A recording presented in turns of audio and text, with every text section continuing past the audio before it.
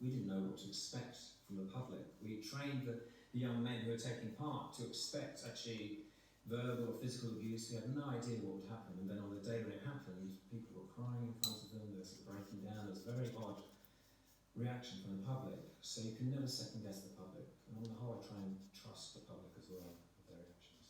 And what was the starting point for this living memorial with young men dressed as soldiers from a century ago? Well, the people organising all these events around the First World War, 1418 now, they approached me and said, we're struggling a bit with the song. How do you commemorate a disaster?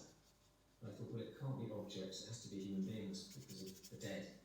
They should be represented by living people, and it had to be a memorial that moved around Britain, had its own life effectively, almost like a virus. And also it was a memorial that you didn't know about until you saw it, so there was no pre-publicity about it. Over 1,400 people did this, and they walked around railway stations and went to villages and towns all over Britain, including Northern Ireland. That was very important to go to Northern Ireland.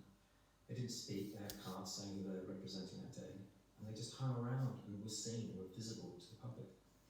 Part of what made it special was this idea that it was a one-day experience, ephemeral. What interests you about art that is in the moment and that kind of way and then gone? There was some research done after, and they thought maybe up towards 2 million people actually experienced it in person. I think it's important not just to make experiences for people that they remember rather than objects. There's enough objects in the world, frankly.